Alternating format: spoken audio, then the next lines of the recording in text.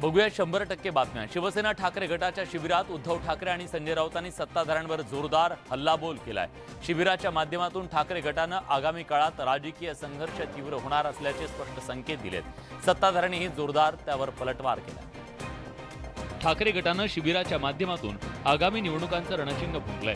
हिंदुत्वाच्या मुद्द्यावरून उद्धव ठाकरेंनी सत्ताधाऱ्यांना सवाल उपस्थित केला। तुमचं हिंदुत्व गोमूत्रात अडकल्याची टीका उद्धव ठाकरेंनी केली। समान नागरी कायद्याच्या आधीच समान वागणूक द्यायला शिका असा सल्लाही उद्धव ठाकरेंनी दिला।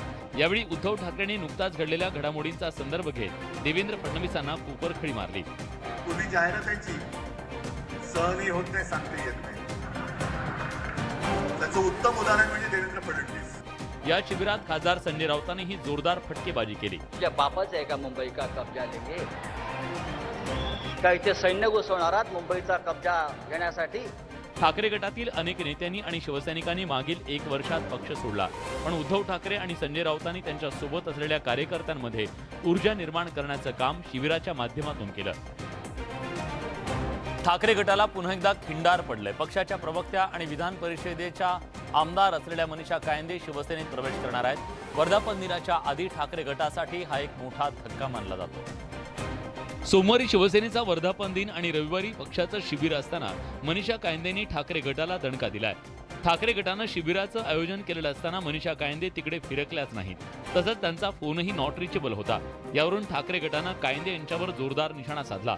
त्या बाईला घाई फार होती, मला माहिती। त्या आल्याही घाई घाईत, गेल्याही घाई घाईत। आतापर्यंत अनेक नगरसेवक पदाधिकाऱ्यांनी ठाकरेंची साथ सोडत शिवसेनेत प्रवेश केला। ठाकरेंकडे विधानसभा आणि विधान परिषद मिळून मोजकेच आमदार आता उरलेत। ठाकरेंकडे असणारे आमदार हळूहळू शिवसेनेत प्रवेश करू लागल्यानं ठाकरे गटाची चिंता वाढणार आहे। नागपुरात काँग्रेसचे निलंबित नेते आशिष देशमुख यांची घरवापसी झाली आहे। उपमुख्यमंत्री देवेंद्र फडणवीस, चंद्रशेखर बावनकुळे यांच्या उपस्थितीत स्वगृही ते परतले। यावेळी देशमुख यांनी काँग्रेसवर टीका केली। माजी आमदार आशिष देशमुख यांचं काँग्रेसमधून निलंबन झाल्यानंतर त्यांच्या भाजप प्रवेशाच्या चर्चा सुरू झाल्या होत्या। त्या सर्व चर्चांना पक्षप्रवेशामुळे अखेर पूर्णविराम मिळाला। राहुल गांधी आणि नाना पटोले यांच्यावर टीका केल्याबद्दल आशिष देशमुखांना नोटीस बजावण्यात आली होती। त्या नोटीसीला समाधानकारक उत्तर न दिल्यानं देशमुख यांना काँग्रेसमधून निलंबित करण्यात आलं। अखेर 5 वर्षानंतर देशमुखांची घरवापसी झाली आहे। सुबह का बुला शाम को अगर घर वापस आ जाए तो उसे भूला नहीं। तुम्ही आता मार्ग पकडलाय, आता चिंता करू नका। आता ही तुमची अंतिम पार्टी असणार आहे। देशमुख सावनेरमधून भाजपकडून निवडणूक लढवणार असल्याची चर्चा होती। मात्र 2024ची निवडणूक लढणार नसल्याचं देशमुखांनी जाहीर केलंय। राज्याचे कृषी मंत्री अब्दुल सत्तार आधीच वेगवेगळ्या कारणांनी अडचणी सापडले। त्यात आता ठाकरे गटाचे खासदार संजय राऊतांनी सत्तार यांच्यावर एक आरोप केलाय। सत्तारांनी सैनिकांचा भूखंड बळकावल्याचा आरोप राऊतांनी केलाय। कृषी मंत्री अब्दुल सत्तारांनी अब्रू नुकसानीचा दावा दाखल करण्याचा इशारा दिल्यानंतरही संजय राऊतांचा सत्तारांवरचा हल्ला थांबत नाहीये। आता तर राऊतांनी एका बातमीचा आधार घेत सत्तारांवर थेट जवानांचा भूखंड बळकावल्याचा संशय व्यक्त केलाय। खासदार संजय राऊतांनी बातमी आणि काही कागदपत्र शेअर करत सत्ताधाऱ्यांना विचारणा करत सत्तारांची कोंडी करण्याचा प्रयत्न केलाय। राऊतांनी ट्विटरवर म्हटलंय, देव देवेंद्रजी, हे खरं आहे का? औरंगजेबाचा बंदोबस्त नंतर करू, आधी या औरंग्याच्या पेकाटात लाथ घाला। भारतीय सीमेवर लढणाऱ्या सैनिकांची सुद्धा लूट सुरू आहे। काय करताय बोला। राऊतांचे हे आरोप मात्र सत्तारांनी फेटाळले। सुटलं कोणी तक्रार केली का हे लोक आपल्या ट्विटरवर ट्विट करतात, काही लोक पेपरमध्ये छापतात, ही पद्धतच चुकीची आहे। एकंदरीतच संजय राऊतांनी सैनिकांच्या जमिनीचा मुद्दा उपस्थित करून अब्दुल सत्तारांवर आणखी एक वार केलाय। त्यामुळे आता या प्रकरणात नेमकं काय घडतं, अब्दुल सत्तार त्यांच्या भोवतीचं हे संशयाचं मळप कसं दूर करतात हे पाहणं महत्त्वाचं आहे। शासन आपल्या दारी अभियानाच्या धर्तीवर आता सरकार रेशन आपल्या दारी उपक्रम सुरू करणार आहे। अन्न व नागरी पुरवठा मंत्री रवींद्र चव्हाण यांनी ही घोषणा केली आहे। त्यामुळे शासन आपली दारी नंतर आता रेशन आपल्या दारी योजनेवरून राजकारण तापण्याची शक्यता आहे। सरकारच्या शासन आपल्या दारी अभियानाला मिळणाऱ्या भरघोस प्रतिसादानंतर आता सरकारनं या धर्तीवर शिधा वाटपाचा उपक्रम सुरू करण्याची तयारी केली आहे। राज्याचे अन्न व नागरी पुरवठा मंत्री रवींद्र चव्हाण यांनी या संदर्भातली माहिती दिली आहे। लाभार्थ्यांचा मुद्दा असो किंवा मग खर्चाचा विरोधक सातत्यानं शासन आपल्या दारी अभियानावर टीका करतायत। मात्र रेशन आपल्या दारी उपक्रमावर विरोधकांच्या संमिश्र प्रतिक्रिया येत आहेत। प्राधान्य कुटुंबांना रॅशन वेळीच मिळालं पाहिजे, यासाठी शासनाने मोबाईल व्हॅनच्या माध्यमातून त्यांना रॅशनचा पुरवठा करण्याचं योजलं आहे. सरकार गोंधळलेलं आहे. सरकारला काय करू आणि काय नाही. एकंदरीतच सरकारनं आता ठाणे आणि मुंबईत घरपोच शिधा वाटपाचा निर्णय घेतलाय. त्यामुळे या निर्णयामुळे शिधाधारकांना दिलासा मिळण्याची शक्यता आहे. पण उपक्रमाची अंमलबजावणी कशी होते हे पाहणं महत्त्वाचं ठरणार आहे. तेलंगणाचे मुख्यमंत्री के चंद्रशेखर राव यांच्या भारत राष्ट्र समितीनं महाराष्ट्रात विस्ताराला आता सुरुवात केली आहे. आधी मराठवाडा, त्यानंतर आता विदर्भात एंट्री केलेल्या भारत राष्ट्र समितीनं उत्तर महाराष्ट्रावर लक्ष केंद्रित केलंय. मालेगाव भुसावळमध्ये याची झलक पाहायला मिळाली. अब की बार किसान सरकारचं बॅनर जागोजागी लावून बीआरएसनं उत्तर महाराष्ट्रात एंट्री केली आहे. तेलंगणाचे मुख्यमंत्री के चंद्रशेखर राव यांनी आता भुसावळ आणि मालेगाववर लक्ष केंद्रित केलंय. उत्तर महाराष्ट्रावर सर्वच राजकीय पक्षांनी लक्ष दिल्याचं एकंदरीत घडामोडींवर स्पष्ट होत आहे. अमळनेरमध्ये नुकताच राष्ट्रवादी काँग्रेसचा मेळावा पार पडला. आता बीआरएसनं सुद्धा याच भागात राजकीय शक्ती वाढवण्यावर भर दिलाय. उत्तर महाराष्ट्रात विधानसभेच्या 35 पेक्षा जास्त जागा आहेत. त्यामुळे या जागा सर्व राजकीय पक्षांसाठी महत्त्वाच्या आहेत. राज्याची सत्ता मिळवायची असेल तर या 35 जागा जिंकण्यासाठी उत्तर महाराष्ट्रावर राजकीय पक्षांनी लक्ष केंद्रित केलंय. पंढरपुरातील सहकार शिरोमणी वसंतराव काळे सहकारी साखर कारखाना निवडणुकीचा निकाल जाहीर झाला. या निवडणुकीत राष्ट्रवादी काँग्रेसचे नेते कल्याणराव काळे यांनी गड राखलाय. मात्र या निवडणुकीला गालबोट लावणारी एक घटना घडली आहे. सहकार शिरोमणी वसंतराव काळे सहकारी साखर कारखान्यावर पुन्हा एकदा कल्याणराव काळे गटानं वर्चस्व प्रस्थापित केलं. शासकीय गोदाम इथं वसंतराव काळे गटाचे राष्ट्रवादी काँग्रेसचे नेते कल्याण काळे, भगीरथ भालके, गणेश पाटील आले होते. कार्यकर्त्यांनी कल्याण काळे यांना खांद्यावर घेऊन गुलाल उधळून जल्लोष केला. मात्र निवडणुकीतील विरोधक आणि राष्ट्रवादी काँग्रेसचे नेते अभिजित पाटील यांच्या गाडीवर हल्ला करण्यात आला. कल्याण काळे गटाच्या कार्यकर्त्यांनी पाटील यांच्या कारच्या काचा फोडल्याचा आरोप आहे. यावेळी जमावाला पांगवण्यासाठी पोलिसांना सौम्य लाठीचार्ज करावा लागला. त्यानंतर पोलिसांनी पाटील यांना मतमोजणी केंद्राबाहेर नेऊन परिस्थिती नियंत्रणात आणली.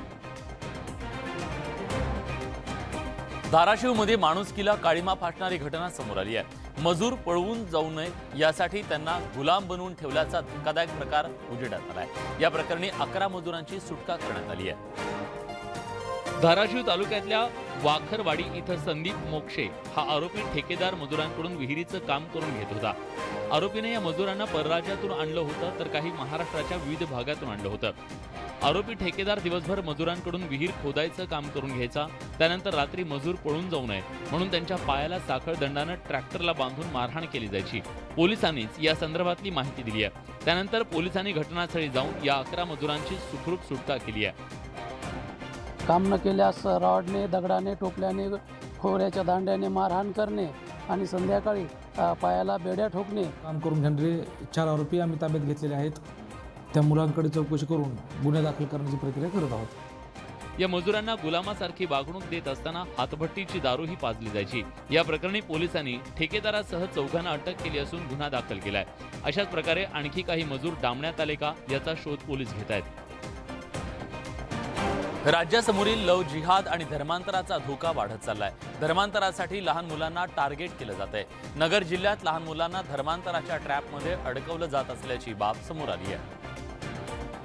अहमदनगरच्या श्रीगोंदा तालुक्यातल्या काष्टीमध्ये गरीब कुटुंबातल्या मुलांना टार्गेट केलं जात आहे. चॉकलेटचं आमिष दाखवून मुलांना प्रार्थना करण्यासाठी मिशनरीवाले भाग पाडतात. धर्मांतरासाठी दबाव टाकला जात असून आर्थिक प्रलोभनं दाखवली जात असल्याचा आरोप होतोय. अखेर एका व्यक्तीच्या घरी मिशनरीवाले धर्मांतर करण्यासाठी आल्यावर त्यांना रंगेहात पकडण्यात आलं. काय म्हणले? कोणती तरी होती पण ते आम्ही ऐकलं ना ते सगळे गाणे त्यांचे बसून म्हणून त्यांनी जबरदस्तीने त्याच्या घरामध्ये घुसून धर्मपरिवर्तन करण्यासंदर्भात त्याला जबरदस्ती केल्यामुळे त्यांनी आपल्या पोलीस स्टेशनला, श्रीगोंदा पोलीस स्टेशनला फिर्याद दिलेली होती. श्रीगोंदा पोलीस स्टेशनमध्ये 3 जणांच्या विरोधात धर्मांतर विरोधी कायद्याअंतर्गत गुन्हा दाखल करण्यात आला असून 3 महिला आरोपींना अटक करण्यात आली आहे. सरकारी रुग्णालयांचा ढिसाळ कारभार अनेकदा समोर आला, ज्यामुळे अनेक रुग्णांचं आरोग्य धोक्यात आल्याचं आपल्याला पाहायला मिळालं. लातूर शहरातल्या विलासराव देशमुख शासकीय वैद्यकीय महाविद्यालयाच्या रुग्णालयात असाच एक धक्कादायक प्रकार उघडकीस आलाय. लातूरच्या शासकीय वैद्यकीय महाविद्यालयात चक्क वॉचमनच डॉक्टर झाल्याचा धक्कादायक प्रकार उघडकीस आला. रेडापुरातील शब्बीर शेख अपघातात जखमी झाले. डॉक्टरांनी ड्युटीवरच्या नर्सला शेख यांना इंजेक्शन आणि सलाईन द्यायला सांगितलं. नर्सनं हे काम चक्क हॉस्पिटलच्या वॉचमनला सांगितलं. वॉचमनही डॉक्टरांच्या आवेशात रुग्णाच्या विरोधाला न जुमानता रुग्णाला सलाईन लावलं. झालेल्या प्रकाराची तक्रार रुग्णालय प्रशासनाने घेतली असून या प्रकरणाच्या चौकशीसाठी त्रिसदस्यीय चौकशी समिती नेमण्याचे आदेश दिले गेलेत. माझ्या वडिलांना शब्बीर शेख यांना सिक्युरिटी गार्डवाल्याने इंजेक्शन दिले. उच्चस्तरीय समिती स्थापन केलेली आहे. त्यांना 2 दिवसाच्या आत या घटनेचा सविस्तर अहवाल द्यायला सांगितलेला आहे. आरोग्यमंत्री ज्या धाराशिव जिल्ह्याचे आहेत त्याच जिल्ह्याच्या शेजारच्या जिल्ह्यात रुग्णालयाचे वॉचमन रुग्णांवर उपचार करतायत. शासकीय आरोग्य यंत्रणा किती बेजबाबदार झाली आहे हे यातून अधोरेखित झालंय. सबसे कातील गौतमी पाटीलचा मोठा चाहता वर्ग आहे. गौतमीच्या अदा आणि नृत्यानं अवघ्या महाराष्ट्राला वेड लावलं. मात्र गौतमीचा कार्यक्रम आणि राडा या समीकरणाची पुनरावृत्ती नांदेडमध्ये सुद्धा पाहायला मिळाली. नांदेडमध्ये गौतमीच्या कार्यक्रमाचं आयोजन करण्यात आलं होतं. गौतमी येण्याआधीच धर्माबादच्या मुंढा मैदानात प्रचंड गर्दी झाली होती. महिलांची संख्या देखील लक्षणीय होती. रात्री 9च्या सुमारास गौतमी पाटील मंचावर आली. मात्र गौतमी येताच तिच्या चाहत्यांनी गोंधळ सुरू केला. स्टेजजवळ देखील मोठी गर्दी केली. मैदानात खुर्च्यांची मोडतोड आणि धावपळ सुरू झाली. प्रेक्षकांच्या या गोंधळामुळे पोलिसांना लाठीचार्ज करावा लागला. हा गोंधळ पाहून गौतमीनं प्रेक्षकांना शांत राहण्याचं आवाहन केलं.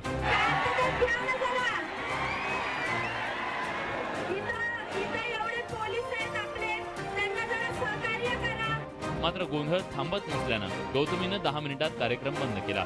फक्त 2 गाण्यांवर नृत्य सादर करत गौतमी निघून गेली. राज्याचे पाणी पुरवठा मंत्री गुलाबराव पाटील यांच्या मतदारसंघातल्या उमाळे गावात नागरिकांना भीषण पाणी टंचाईला सामोरं जावं लागतंय. गावात तब्बल 8 ते 10 दिवसात पाणी पुरवठा होतोय. त्यामुळे पाणी पुरवठा मंत्री असलेल्या आमदारांविरोधात नागरिकांमध्ये मोठा संताप व्यक्त होतोय.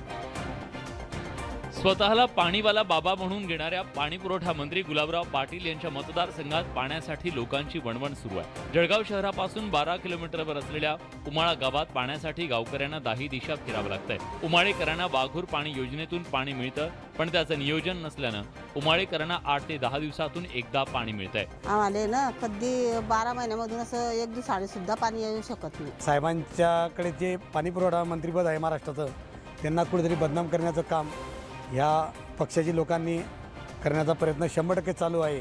उमाळ्यामध्ये पाणी अनियमित असेल तर पाणी पुरवठा मंत्री म्हणून गुलाबराव पाटील यांचं हे अपयश आहेच. आरोप प्रत्यारोपांचं राजकारण बाजूला ठेवून उमाळा गावातली पाणी टंचाई दूर व्हावी ही अपेक्षा. मजल दरमजल करत संतांच्या पालख्या पंढरपूरकडे निघाल्यात. वारकऱ्यांना आता सावळ्या विठुरायाच्या भेटीची आस लागली आहे. लाडक्या विठ्ठलाला डोळे भरून पाहण्यासाठी पंढरीच्या दिशेने निघालेल्या वैष्णवांचा मेळा रविवारी दुपारी सातारा जिल्ह्यात आला. वाल्हे मुक्कामानंतर श्री संत ज्ञानेश्वर महाराज पालखी सोहळ्याचं रविवारी निरेकडे प्रस्थान झालं. दुपारच्या न्याहारीनंतर सोहळ्यानं सातारा जिल्ह्यात प्रवेश करण्यापूर्वी माऊलींच्या पादुकांना नीरा दत्त घाटावर स्नान घालण्यात आलं. माऊलींच्या पादुकांना नीरा नदीवर स्नान घालण्यासाठी 700 वर्षांची परंपरा आहे. हा नयनरम्य सोहळा पाहण्यासाठी लाखो भाविकांनी गर्दी केली होती. हा सोहळा सुरू असताना वारकऱ्यांच्या आनंदाला उधाण आलं होतं. उंडवडीमधून संत तुकाराम महाराजांची पालखी बारामतीत दाखल झाली. तुकोबांच्या पालखीचा बारामतीत मुक्काम असणार आहे. विरोधी पक्षनेते अजित पवार यांनी सपत्नीक पालखीत सहभाग घेतला. बारामतीच्या सोमेश्वर इथं संत सोपानकाका यांच्या पालखीचं पहिलं गोल रिंगण पार पडलं. यावेळी हा संपूर्ण परिसर विठुनामाच्या गजरानं दुमदुमून निघाला. श्री चोंडेश्वरी देवीचा भावई उत्सव सांगलीच्या आष्टा इथं पार पडला. अतिशय भक्तिमय वातावरणात हा सोहळा संपन्न झाला. या सोहळ्यासाठी महाराष्ट्रासह कर्नाटक आणि आंध्र प्रदेशातील भाविकांनी उपस्थिती लावली. आष्टा इथं पारंपरिक पद्धतीनं शेकडो वर्षांपासून देवी आणि दैत्यामधलं युद्ध खेळ स्वरूपात सादर केलं जातं. यात 18 पगड जाती धर्माचे लोक 12 बलुतेदार सहभागी होतात. दीपपूजन झाल्यानंतर दैत्याला मारण्यासाठी सगळेजण प्रतिज्ञा करतात. याला कंकण विधी सुद्धा म्हटलं जातं. त्यानंतर दैत्याचा शोध घेतला जातो. रणवाद्यांच्या गजरात आणि हर हर महादेव असा गजर करत धावे सुरू होतात. खेळगडी, मानकरी आणि भाविकांच्या अंगावर पाणी उडवून 5 फेऱ्या काढल्या जातात. अखेरीस दैत्य शरण येतो. यावेळी देवीच्या विजयाचा आनंदोत्सव साजरा केला जातो. भावईसारख्या उत्सवातून समाजातील प्राचीन परंपरांचं दर्शन घडतं. प्रचंड उत्साह आणि जल्लोषात भक्तिभावानं हा सोहळा संपन्न होतो. सांगली शहराच्या गल्लोगल्ली लहान मुलांवर दहशत पसरली आहे. ही दहशत कोण्या चोरट्याची किंवा पोलिसांची नाहीये, भूताची नाहीये. ही दहशत तडतडताईची असून सांगली शहरात सध्या सर्वत्र या तडतडताईची चर्चा आहे.